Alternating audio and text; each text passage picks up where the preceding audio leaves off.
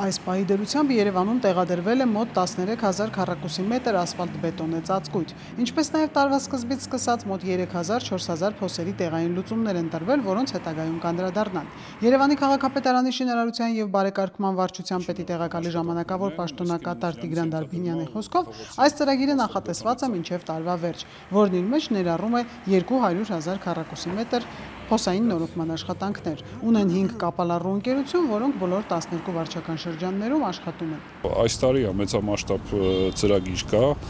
միջին նորոգման աշխատանքների 8-13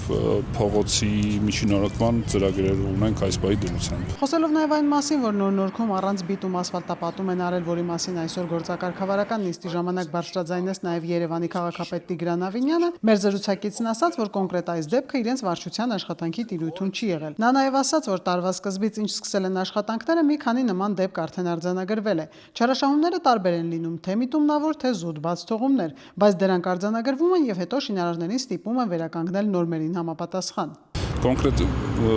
մեր կապալառուների դեպքում, որտեղ վարչության կողմից են աշխատանքները իրականացվում, վարչության պատասխանատու ինժեները մշտական հետները աշխատում, իսկ միշտ կողքները կանգնած է, վերահսկողություն այդպես է իրականացվում։ Խոսելով նաև քաղաքացիների քննադատությունների մասին, որ ասֆալտի հետ կապված խնդիրները ծագում են հատկապես Երևանում, մեր զրուցակիցն ասաց. Իսկ որ ասում են մարզերում չի առաջանում, ոչ, եւ մարզերում է առաջանում։ Բոլոր տեղերում առաջանում։ Եվրոպական երկրներում, որտեղ միշտ սիրում են օրինակներ բերել, թե այնտեղ փոսեր չի առաջանում, ոչ, բոլոր տեղերը առաջանում են փոսեր։ Որտեղ նոր է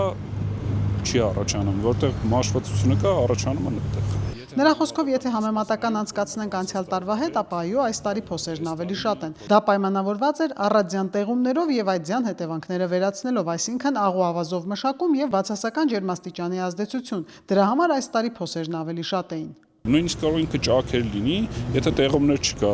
ձյուն չկա, անձրև չկա, բացասական ջերմաստիճան չկա, ինքը ավելի երկար նույն ճաքը կմնա եւ երթևեկողը չի էլ նկատի, որ այդտեղ ճաք կա։ Բայց եթե լինում են այդ հակազդող պայմանները, արդեն փոս է առաջանում, ասֆալտը քայքայվում է եւ տեսնում են քաղաքականատես են լինում դրան։